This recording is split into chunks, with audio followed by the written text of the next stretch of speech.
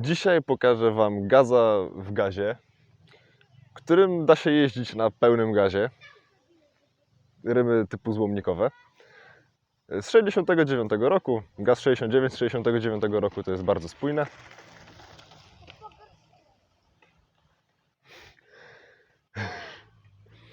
W wersji M, czyli eksportowej, której tam zrobili około 10 000 sztuk.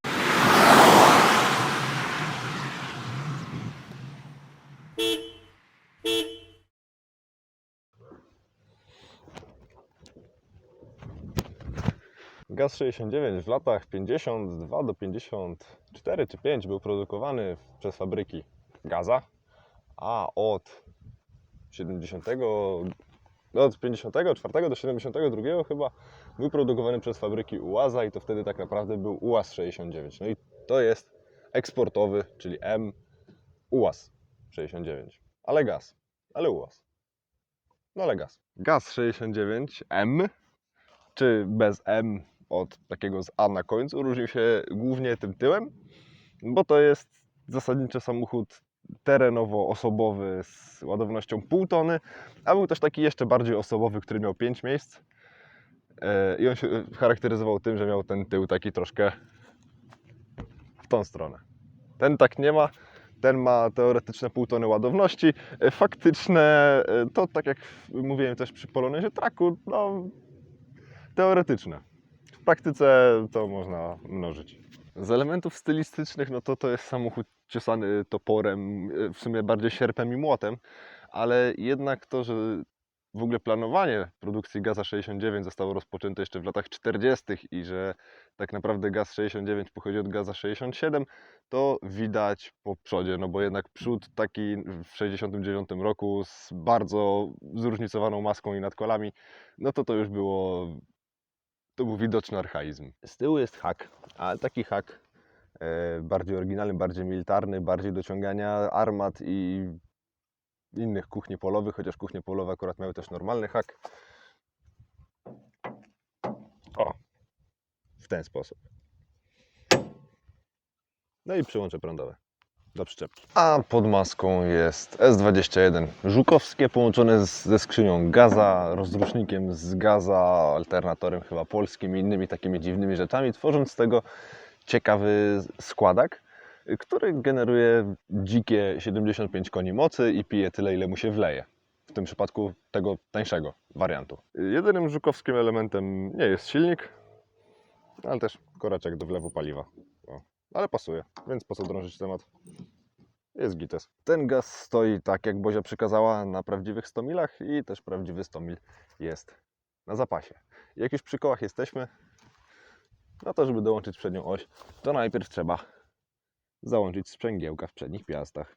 Tradycyjnie i chyba to nikogo nie zaskakuje. Tak samo jak nikogo nie powinno zaskoczyć, że są resory piórowe i sztywne mosty na obu osiach. Ale to po co drążyć temat, jak to jest twarde, działa, działać będzie. A jak się tutaj uda wcisnąć, o udało się, no to tutaj taki amortyzatorek, w sumie taki malutki w porównaniu do wielkości i twardości samochodu. Ale jest i działa. Ma się świetnie. Do gazu wsiada się przy pomocy takiej klameczki, takiej wręcz typowo pokojowej, ale za to drzwi nie brzmią jak klapa od kibla, tylko raczej od śmietnika, no, więc nie jest źle. No i we wnętrzu,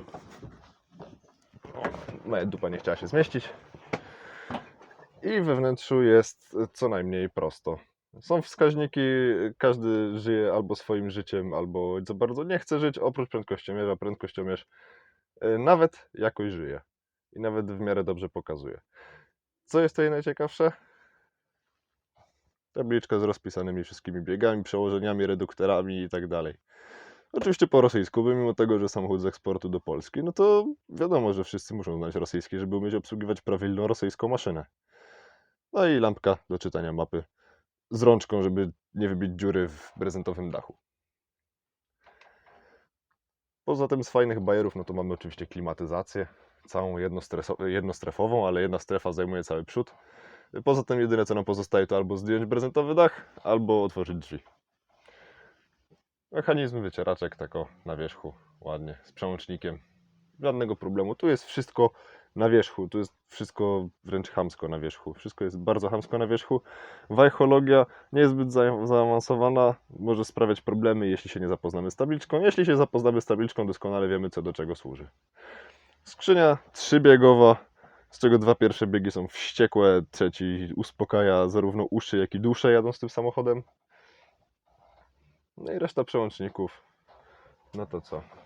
Kierunkowskazy, tam długie, tradycyjnie. Ssanie tutaj, to tam wbite daleko do końca przy poobijanej blasze to jest ręczny. Co tu w sumie opowiadać więcej o wnętrzu? Wnętrze blaszane.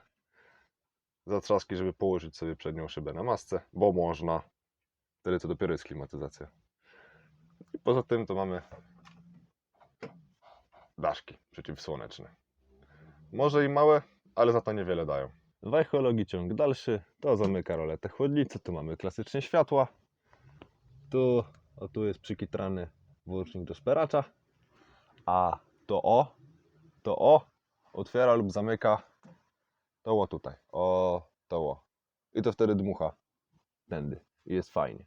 W sensie nie tędy na dźwignię, tylko tędy o tu. Pod kierowcą jest akumulator, a pod pasażerem drugi, chyba o połowę mniejszy zbiornik paliwa. Bezpieczeństwo hamuje pracę, po co w ogóle sobie zwracać głowę tym. Tu jest taki i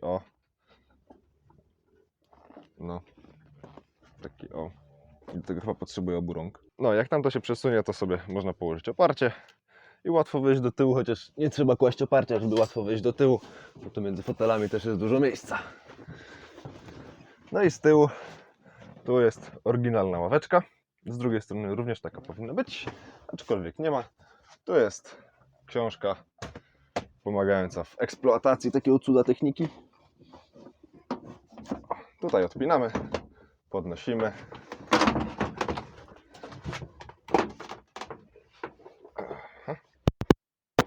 Też można złożyć, ale Dobra. I tutaj w bakistach można sobie coś schować, na przykład dodatkowe części. Są takie dwa otwarcia. I teraz nie wiem, jak to zamknąć. A dobra, wiem.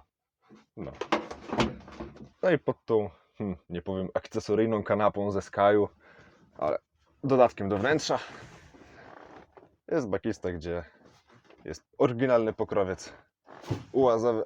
Zrobię tak. W gazie to nie hańba. Siekierka. Tutaj ułaz. No i pod spodem butla gazowa oraz apteczka techniczna dla gaza, więc są tam części. Jadąc, głównie z tyłu po wybojach, bo te ławeczki nie są amortyzowane, mimo tego, że fotele z przodu troszkę są, ale z przodu też, to bardzo można docenić to, że tu jest ten prezentowy dach, bo jadąc po wybojach można byłoby wybić sobie dziurę w głowie, a tak to można wybić dziurę w dachu. Burta z tyłu otwierana jak w pick-upie na zewnątrz, tylko teraz tu jest dodatkowa ściana. Poza tym to jest naprawdę bardzo proste metalowe wnętrze, a korzystając z tego, że już jestem w środku, to wbijamy za kierownicę i jedziemy.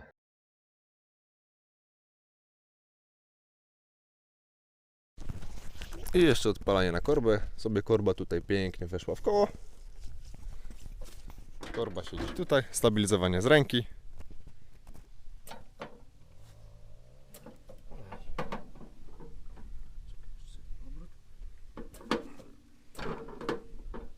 Podobno pięknie pali z korby.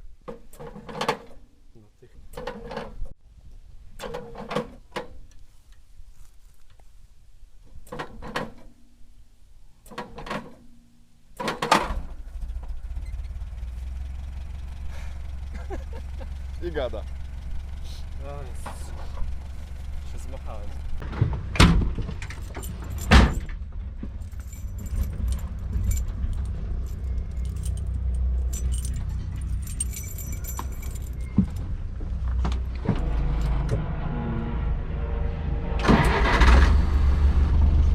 I ułazem nie wypada jeździć po asfalcie, więc jedziemy rozjeżdżać ludzi. Tak najlepiej. Jedna osoba na jednej stronie, druga na drugiej stronie. Kocham. Dwójka jest wtedy do góry, nie? Tak.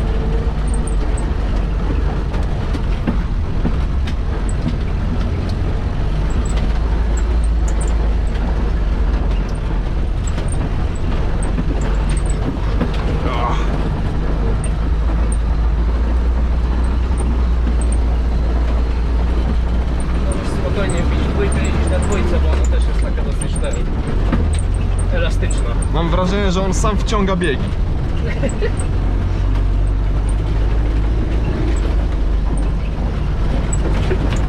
Ale nie trzeba mieszać jak w wiatrze. To prawda. Może to zasługa skrzyni gaza, a nie żuka. Też tak sądzę.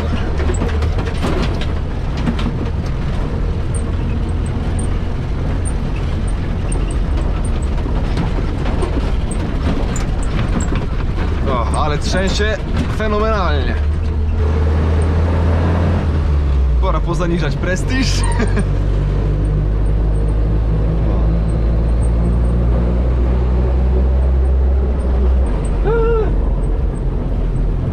Faworit, pick-up, cofnij się. Coś wstecz, no? Chcę powiedzieć, że żółty. Biały, ale fantastyczny. A nie Felicja przypadkiem? Bo Felicje tu były. Faworit.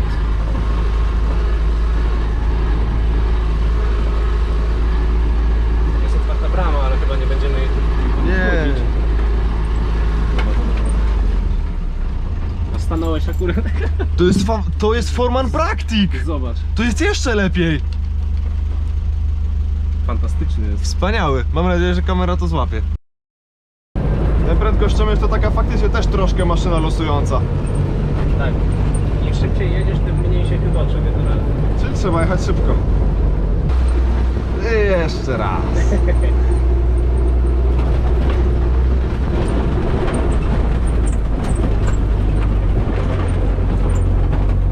Sprężyny na tym fotelu pasażera to są bardziej trochę wysiedziane niż na kierowcy. To prawda, zauważyłem to.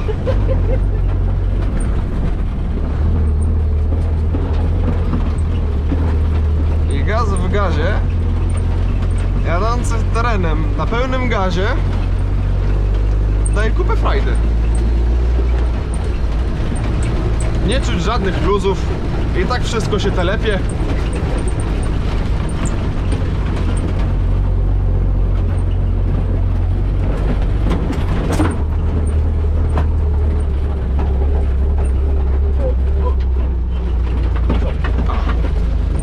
A jak kierownica odbija, to może ręce połamać. Widoczność praktycznie nie istnieje. Ale Ciśnij na dwójce. mam w podłogę. Wiem. Sprawdźmy, czy gaz nadaje się jako prestiżowy SUV na wożenie dzieci do przedszkola. Już pomijając to, że się nie da na wożenie dzieci do przedszkola, Jeszcze. bo nie ma nawet pasów. To teraz tak, mówiłem, że między pierwszymi dwoma biegami a trójką jest kontrast. Prezentuję i objaśniam. Jedynka, dwójka,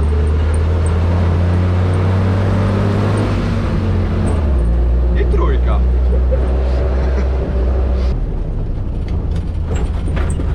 Zobaczymy.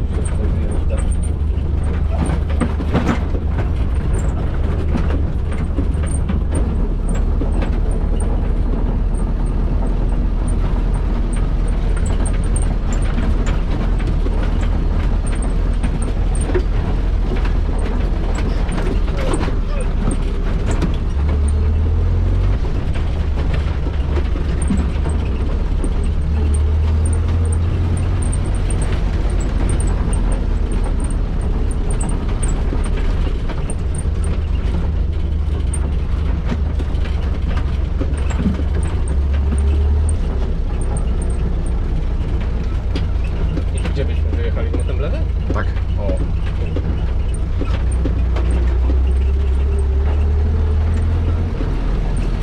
Może się uda. O, i to jest dobre miejsce na zdjęcia. Możesz tam kawałek do przodu, żeby stał w tych krzakach, czy chcesz przed krzakami? Tak przed krzakami. Dobra. Nie, aż tak mocno nie. Tylko wystarczy tam. Okej. Także będzie nie ten telefon, za dużo telefonów. Ten telefon.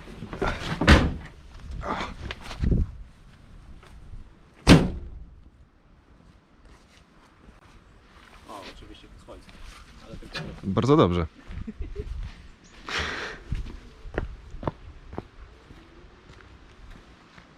No, zobacz jak się odciskałem pięknie. Opłonki. Wspaniale. To zupełnie normalne, że się wchodzi w krzaki, żeby zrobić zdjęcie testowanego samochodu, którego na tych zdjęciach praktycznie nie będzie widać. No jo.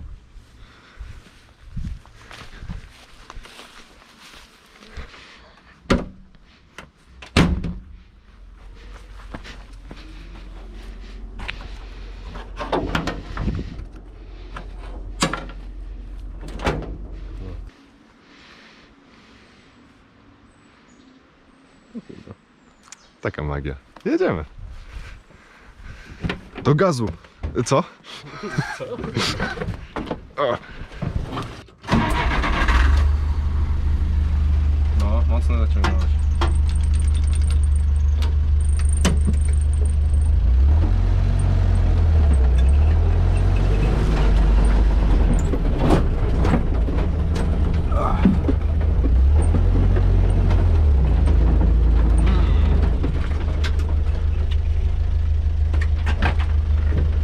Cofnąć to się nie cofniesz chyba, ale trzeba wziąć na jedynkę.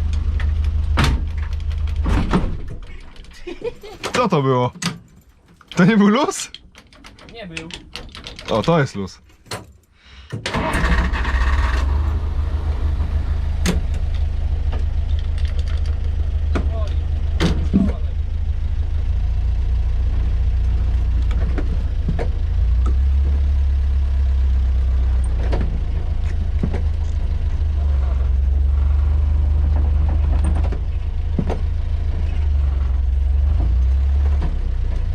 Przejdzie?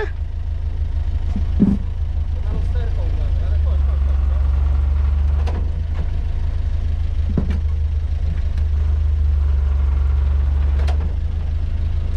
Dobra, lusterkę się włączy, no.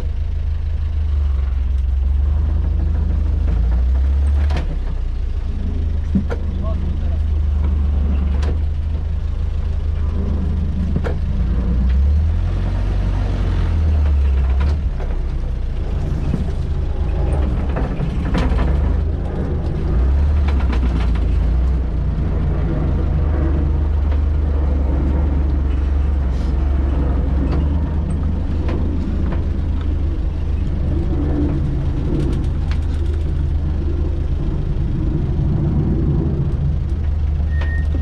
To jest pod tytułem Ja nie wjadę?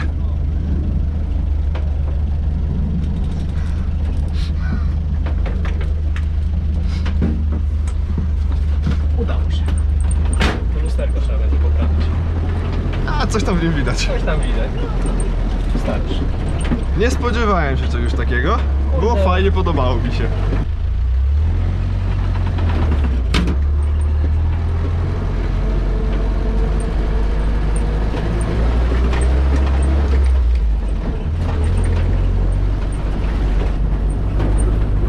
O, fajny barak. Kiedyś takie na budowach były, teraz jakieś kontenery zaczęli stawiać. Tak.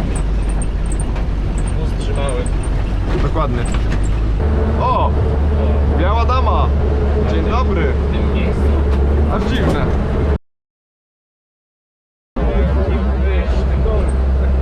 Tłusty.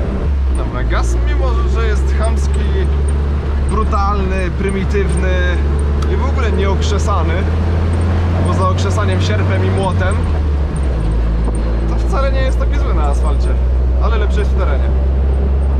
Ale na asfalcie wcale nie jest zły. I z tym silnikiem jest nawet całkiem żwawy. Chociaż faktycznie raczej spowalnia niż hamuje. Ale weźmy pod uwagę, że jest to prosty, radziecki samochód z 69, produkowany od początku lat 50, nad którym pracowali od lat 40, więc on nie może być dobry. Znaczy on jest dobry, ale on jest dobry na swój radziecki sposób. Jest prosty, jest dosyć idiotoodporny, Ale warto. jest dzielny. Nie można mu wejść na maskę i poskakać, a maska nawet się nie zarysuje i nie wygnie.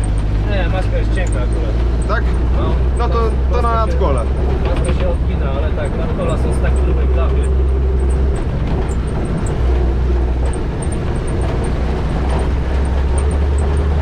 Ale przyznam, że takie przełamanie i zjazd z górki gazem ze ślizgającą się dupą na skajowych fotelach budzi respekt. Poza hamulcami to byłby bardzo dobry samochód do jazdy na co dzień. I ma taką zaletę, że przed gazem nikt pierwszeństwa nie wymusi. O Jezu, znowu. W bardzo niefortunnym miejscu jest ten przełącznik. On mógłby być 10 cm dalej. To wszystko w tym samochodzie jest takie proste, jasne, chamskie, brutalne i wymagające trochę krzepy, ale też nie sprawiające większych trudności. Tak na dobrą sprawę to poza hałasem w środku i brakiem zamków, co w dzisiejszych czasach jest dosyć ryzykowne, to byłby fajny samochód taki do jazdy na co dzień. No i poza spalaniem i hamulcami. Dobra, to jest parę rzeczy, ale nadal byłby to fajny samochód na co dzień. A tu nawet drążek zmiany biegów jest w wygodnym miejscu, jest fajnie wyprofilowany, w sensie sam pręt i przyjemnie się wybiera biegi. No i ta trójka, wspaniale elastyczna, wspaniale długa. Na trójce to automat. No a hamulce wchodzą ciężko, bo na przykład nie mają wspomagania. Jest jednoobwodowy układ. No, jednoobwodowy układ to same zalety, mianowicie malutka awaria, cokolwiek pójdzie nie tak, jesteśmy bez hamulców. Wspaniale. Ale zawsze wracamy do domu na kołach. Bo to jest radziecka technologia, która psuje się albo od razu, albo nigdy. Jak ma 54 lata i nadal jeździ, znaczy, że to jest ten egzemplarz, który się nie zepsuje nigdy. I może jest awaryjny, ale za to niezawodny. Bardzo mi się też podoba tamten Galant, ale nie o tym chciałem powiedzieć. To jak przy ruszeniu prędkościowym chwilę twierdzi, że nie robi nic, a potem ma 10-15 na godzinę i już sobie żyje. No, talent też jest wymarły gatunek. Niestety, rdza.